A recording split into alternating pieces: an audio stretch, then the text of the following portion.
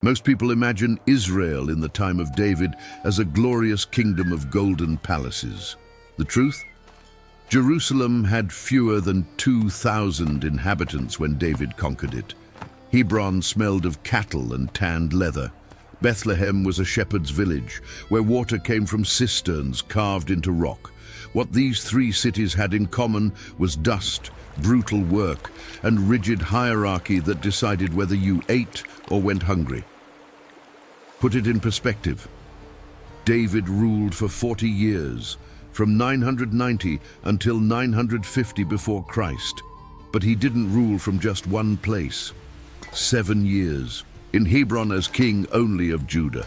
33 years in Jerusalem after unifying the 12 tribes, and Bethlehem, his hometown, never ceased to be a reference of identity.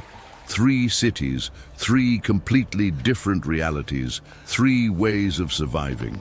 Jerusalem, when David arrived, was no metropolis. It was a Jebusite fortress built on a narrow ridge between 2 valleys, the Kidron and the Tyropoeon. The city occupied perhaps 6 hectares. Compare it to a soccer field, which has a little over half a hectare.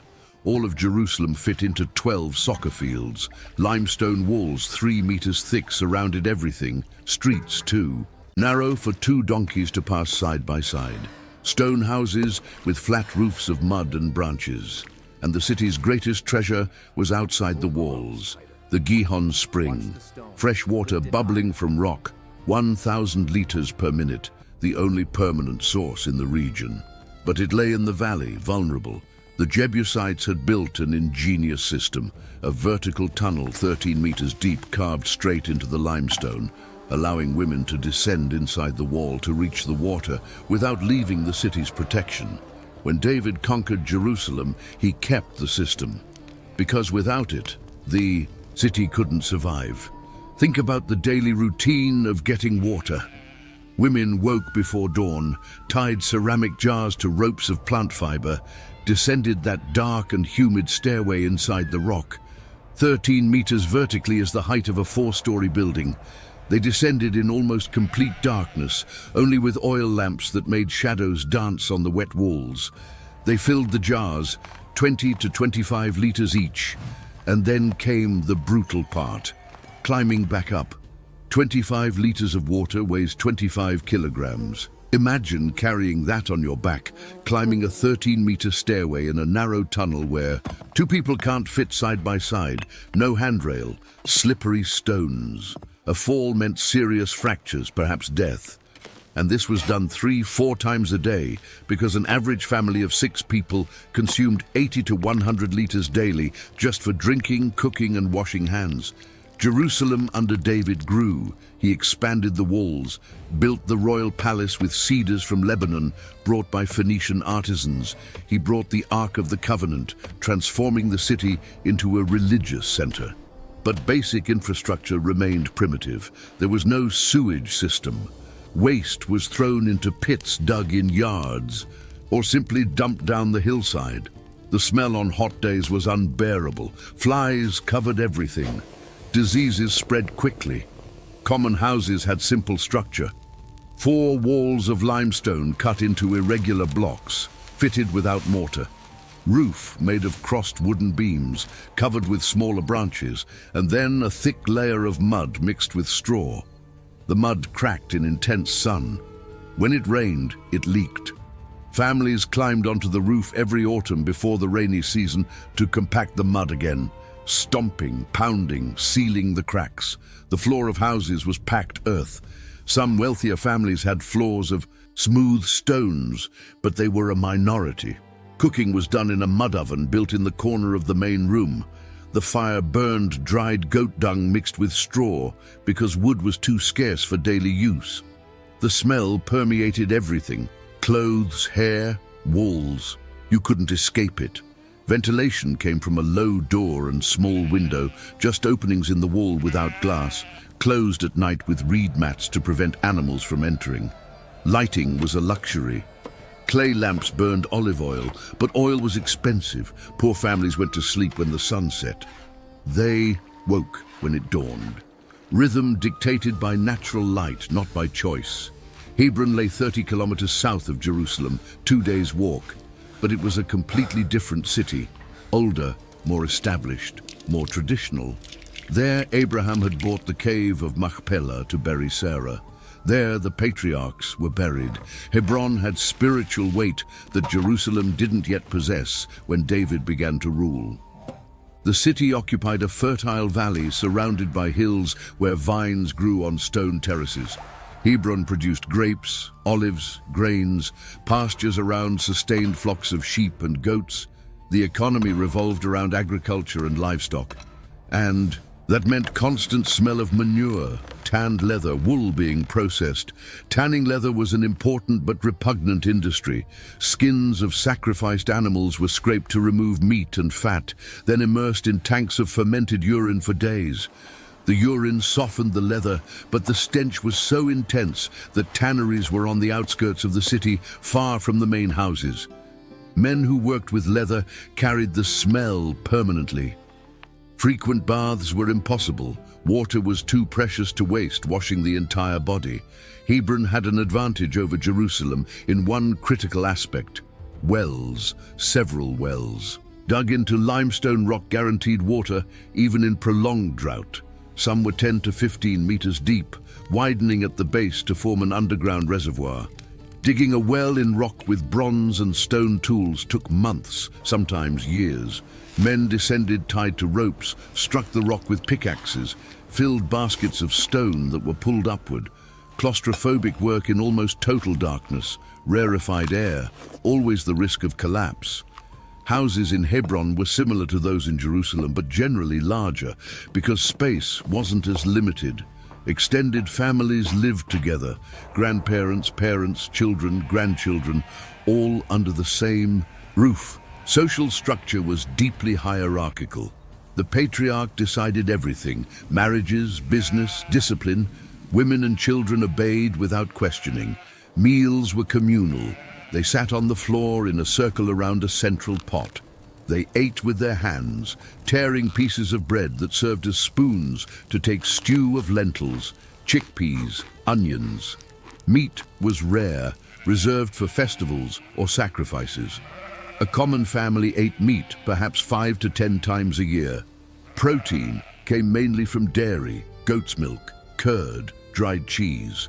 Bethlehem was smaller than Hebron and Jerusalem, a shepherd's village 12 kilometers south of Jerusalem. Perhaps 500 inhabitants in David's time. The city lay in a region of hills where pastures sustained flocks. The economy was almost exclusively pastoral. Men spent weeks in the fields with sheep, sleeping in the open, eating dry bread and cheese, returning to the village only for festivals or emergencies. Jesse, David's father, owned flocks. First book of Samuel mentions he was an important man in Bethlehem, respected by the elders. But important in Bethlehem didn't mean wealth by Jerusalem standards. It meant he had 80 to 100 sheep, some servants, a stone house with 2 rooms instead of one. He still drank water from a shared cistern. He still ate barley bread, not wheat, because wheat cost twice as much. Shepherding sheep was brutal and solitary work. A shepherd woke before dawn, led the flock to pasture, spent the day walking kilometers looking for fresh grass.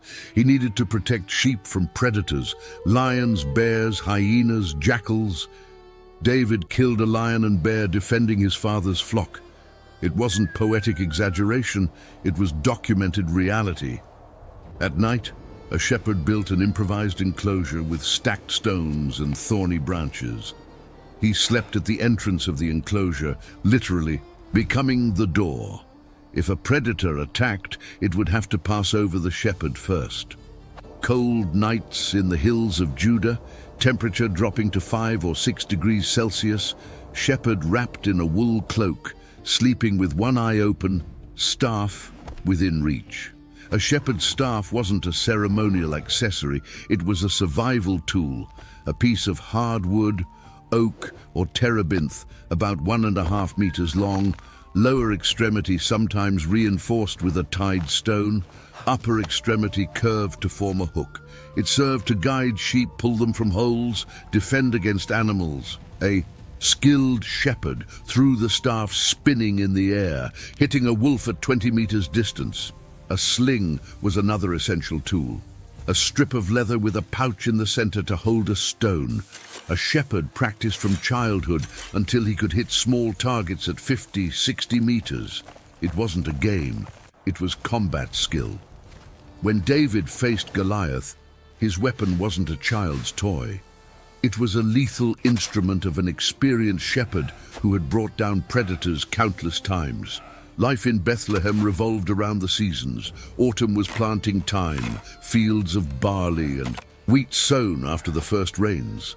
Winter was rainy, cold, reduced work. Spring brought barley harvest in March, wheat in May. Summer was dry, hot, pasture grew scarce. Flocks were taken to higher hills seeking vegetation. Harvest was a community event. Men cut grains with bronze sickles, leaving stalks tied in bundles. Women and children collected fallen ears. Transport to the threshing floor was done on donkeys, each animal carrying 30 to 40 kilograms. On the threshing floor, circular and flat, grains were spread. Animals walked over them, separating seed from chaff. Then came winnowing, tossing grains into the wind, so that light chaff flew away and heavy grains fell. Winnowing was exhausting work in 40-degree heat. Wooden shovel full of grains, toss in the air, wait for wind to carry chaff, collect what fell. Repeat hundreds of times. Hands became raw, holding the shovel. Chaff dust completely covered the body, entered nose, mouth, eyes. Breathing was difficult. Workers developed chronic cough that never healed completely. Grain storage defined survival. Good years allowed accumulating surplus that sustained the family in drought years. Grains were kept in large ceramic jars with lids sealed with bitumen. Rats and insects were a constant problem. Families checked reserves weekly, removing infested grains before they contaminated everything. Grinding grains into flour was women's daily task. Hand mill, 2 circular stones of basalt, one fixed below, another rotating on top. A woman sat on the floor, poured grains into the central hole of the upper stone, rotated using a wooden handle. Repetitive work that took 2 to 3 hours to produce enough flour for the day's bread. Shoulders ached, backs ached, hands became calloused. Baking bread was done in a mud oven or on hot stones. Simple dough, flour, water, natural yeast saved from previous baking. A woman kneaded, let it rise, divided into portions, flattened, forming thin discs. She placed it on the heated inner wall of the oven or on stone. Seconds later, bread inflated, formed bubbles, was ready. Fresh bread was consumed immediately because it hardened in hours, becoming stone. Social hierarchy in all 3 cities was rigid and visible. At the top, king and royal family. Just below, priests and prophets. Third level, landowners, successful merchants, military commanders. Fourth level, artisans, carpenters, blacksmiths, potters. Fifth level, farmers who owned small parcels. Sixth level, shepherds and day laborers.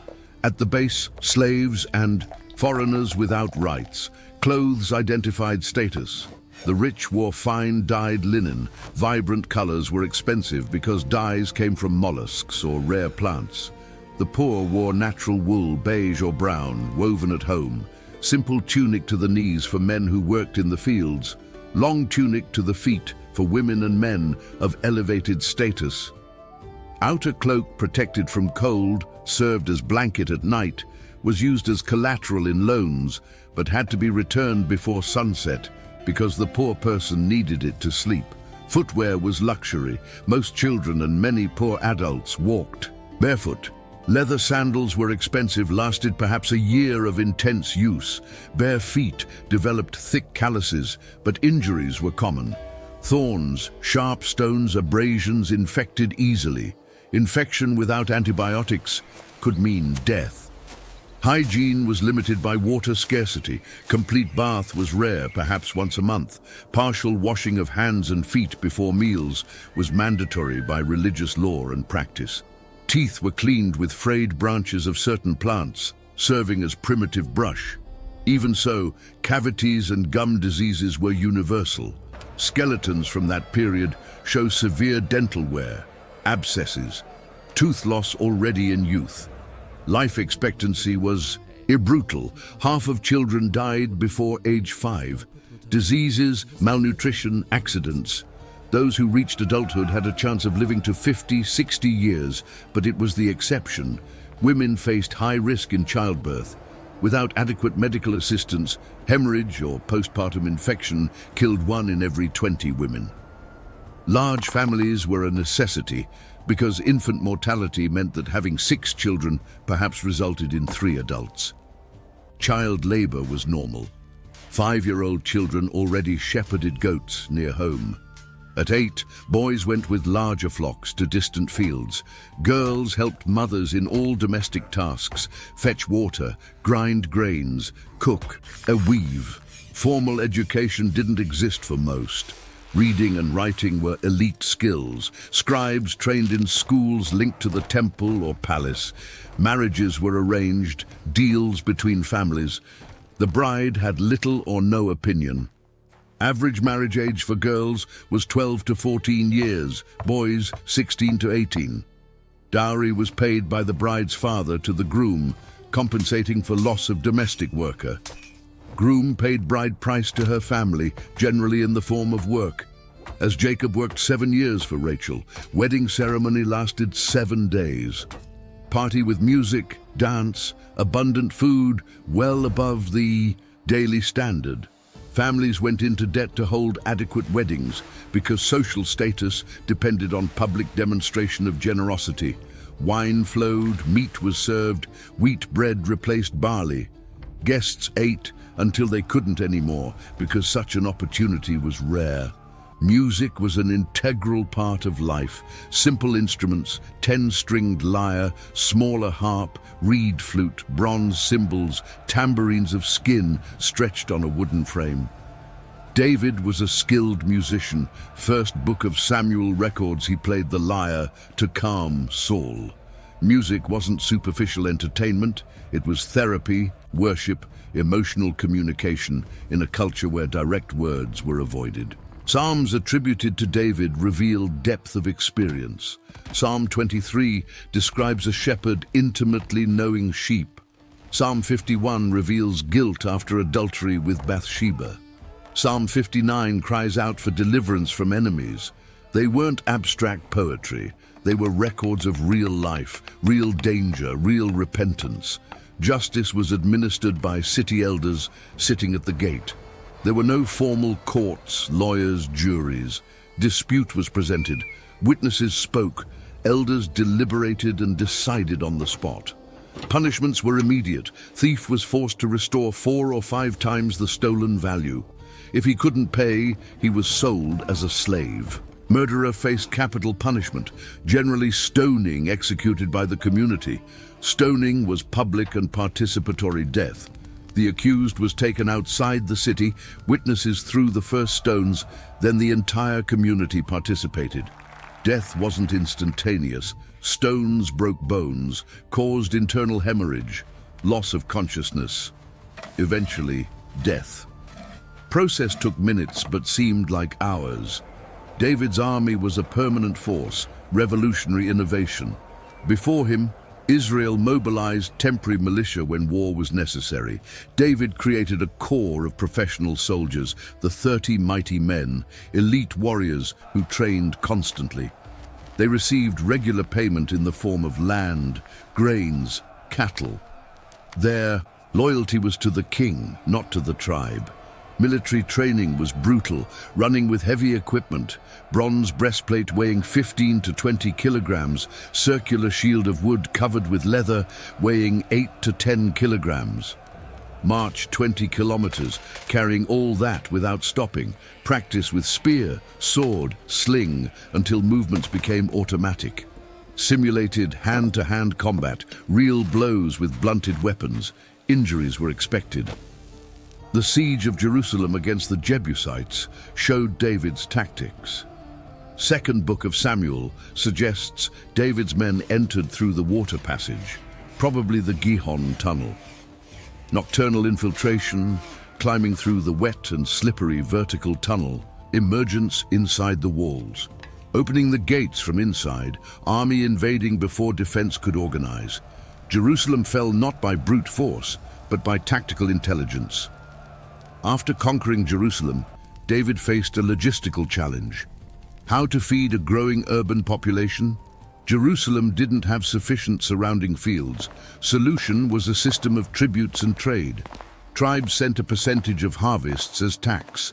Merchants brought grains, oil, wine from producing regions. Royal warehouses stored reserves to distribute in crises. Construction of David's palace was an ambitious project. Hiram, king of Tyre, sent cedars from Lebanon and Phoenician artisans. Cedar was noble. Wood, aromatic, resistant to insects. Trees were felled in the mountains of Lebanon, dragged to the coast, tied in rafts, floated to the nearest port to Jerusalem, then transported overland the final stretches. Phoenician artisans mastered techniques that Israelites were still learning. Elaborate carvings in wood, stonework with millimeter precision, installation of columns, beams, complex roofs. Palace took years to be completed. Meanwhile, David still lived in a modest house, waiting for the sacred work to be finished.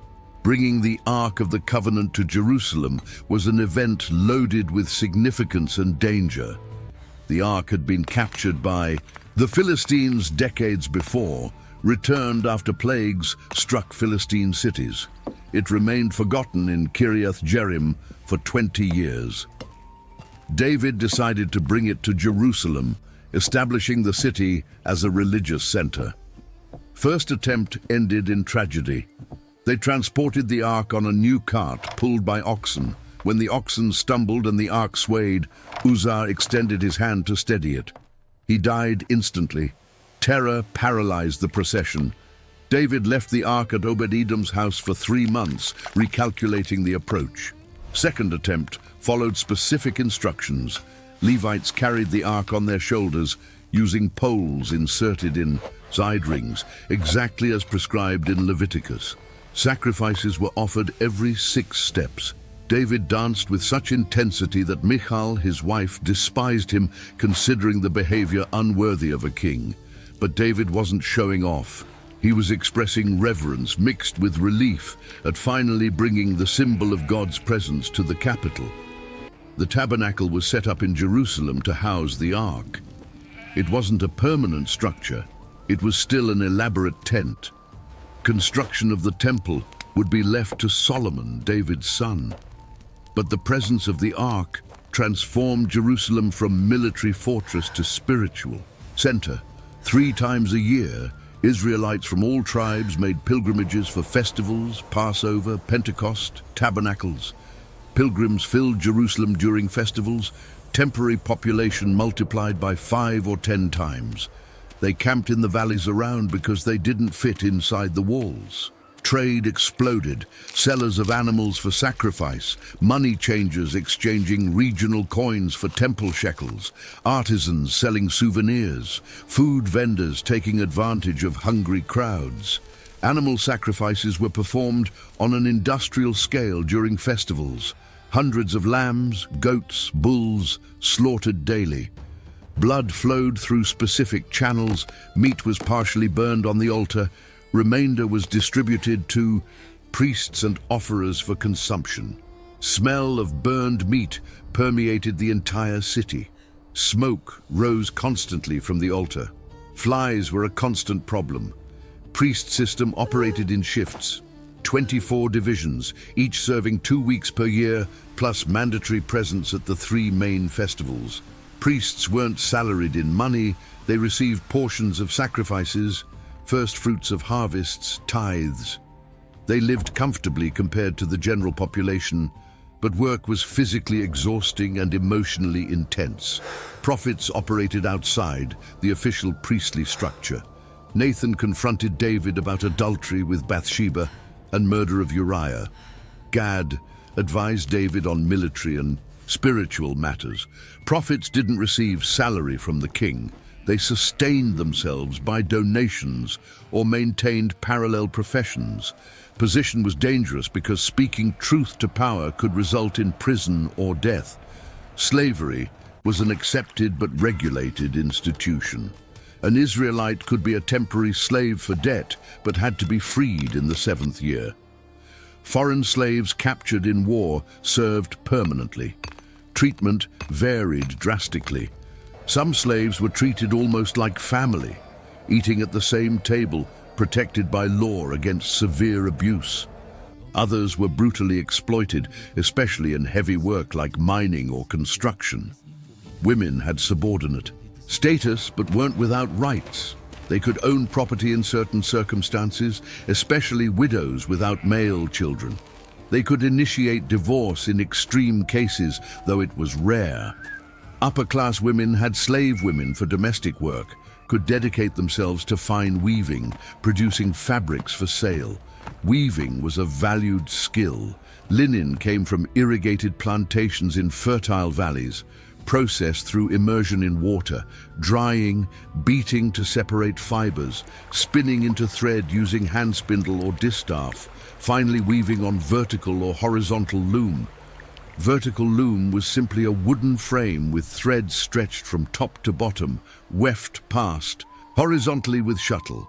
Slow process producing perhaps half a meter of fabric per day of intense work. Fabric dyeing used natural substances. Red came from madder root or cochineal insect. Blue came from indigo plant or murex mollusk. Yellow came from saffron or pomegranate peel. Genuine purple, the most expensive color, required thousands of marine mollusks per gram of dye. Only royalty and the extremely rich wore purple. Metallurgy was concentrated among specialized blacksmiths. Iron had begun to be used, but bronze still dominated for tools and weapons. Forging metal required temperature of 1000 to 1200 degrees Celsius, achieved by blowing air into a charcoal furnace using leather bellows. Heated metal was hammered into desired shape, then tempered by plunging into water or oil. Blacksmiths breathed toxic smoke for hours, developed chronic respiratory problems. Pottery produced ceramics essential for storage, transport, cooking. Clay was collected, purified removing stones, mixed with water to appropriate consistency, molded on potter's wheel or by hand, dried in sun, finally fired in kiln. Firing transformed soft clay into hard ceramic, but cracking during firing ruined 30 to 40% of pieces. Long-distance trade connected Israel to international networks. Camel caravans brought spices from Arabia, incense from Yemen, myrrh from Somalia. Phoenician merchants brought bronze objects from Cyprus, fine fabrics from Mesopotamia, gold jewelry from Egypt. Israel exported mainly agricultural products, high-quality olive oil, wine, grains in abundant harvest years. Roads were primitive trails without paving. Rainy season transformed them into muddy messes. Travelers moved in groups for security. Bandits were a constant problem. Journey from Jerusalem to Damascus took 6 to 7 days. Jerusalem to Egypt took 2 weeks. Average speed was perhaps 30 kilometers per day, less in mountainous terrain.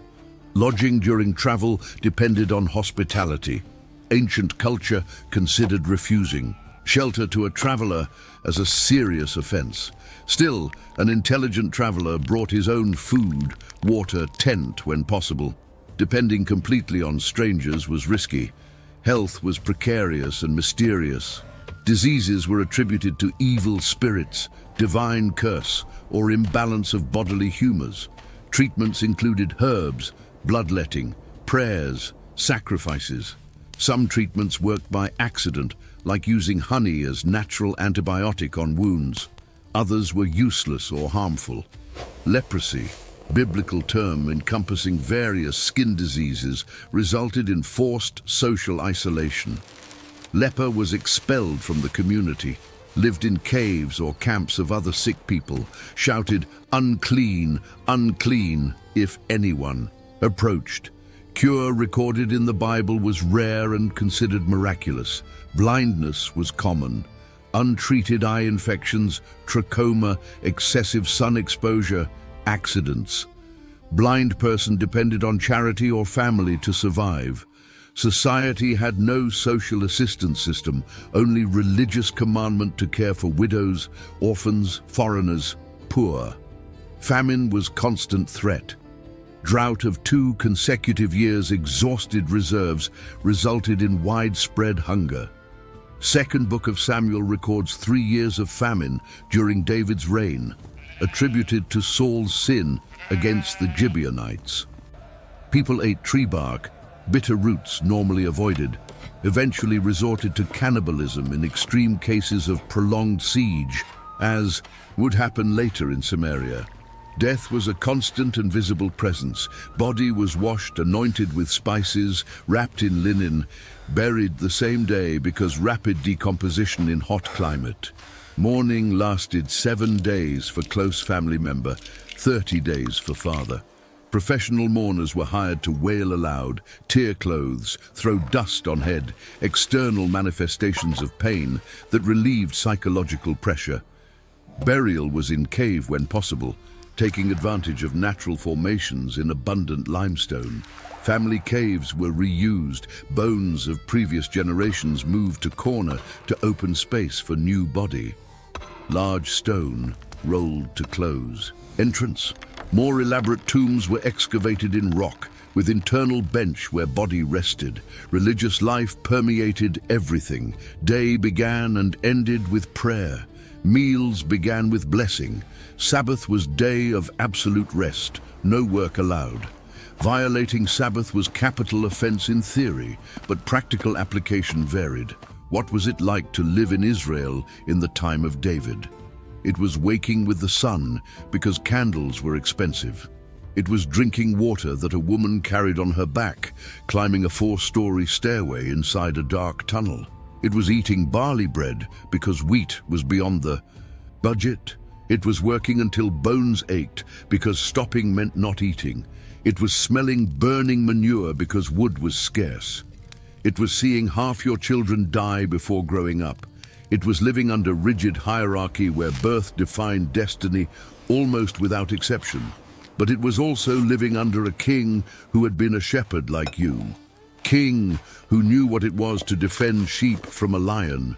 King who wrote poetry you sang in the fields.